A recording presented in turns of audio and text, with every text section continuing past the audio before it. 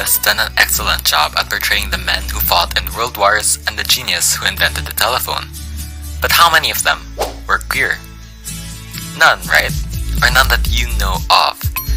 Welcome to Queerchaic Icons, History Forgotten, where we delve into the top secret people the media never told you about.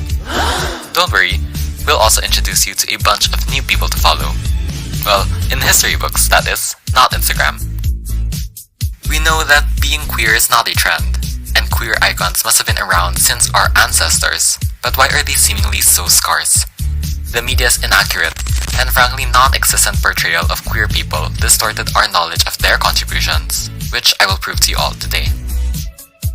Our first Queerchaic icon is Sir Magnus Hirschfeld, a Jewish and homosexual doctor at the height of Hitler's reign. I know, scary, right?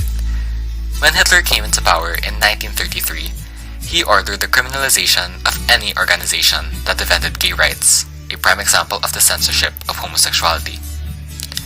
Hirschfeld founded the Institute for Sexual Science in Berlin, and his books and research were thrown into one of the Nazis' first book bonfires. In these books, Hirschfeld debunked the claims that homosexuality was a sign of mental illness and suggested that homosexuality is something a person is born with. He also argued that there are people who do not identify with the gender they are born with, and founded the first ever transgender clinic in 1919. As these are ideas generally accepted by the public today and have made the world much more accepting of the LGBT community, the contributions of Magnus Hirschfeld is nothing short of amazing. Let's now move on to Alan Turing, a brilliant mathematician and a major player behind Britain's presence in World War II.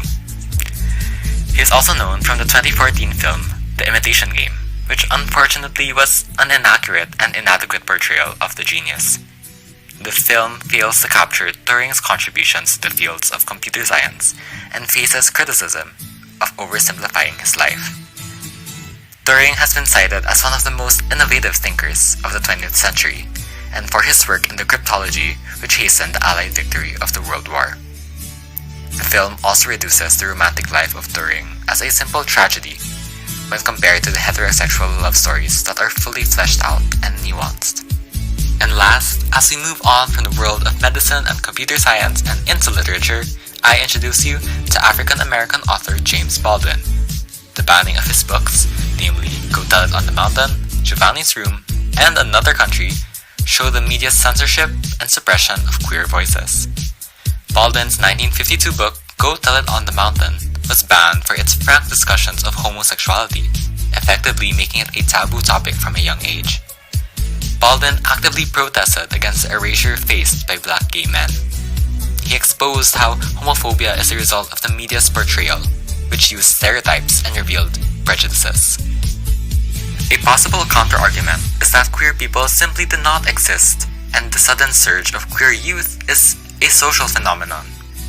Some may think this, mostly those of the older generation, by observing the societal norms from 50 years ago. However, this is simply not true, as hundreds of queer people have come out in their 60s and even older.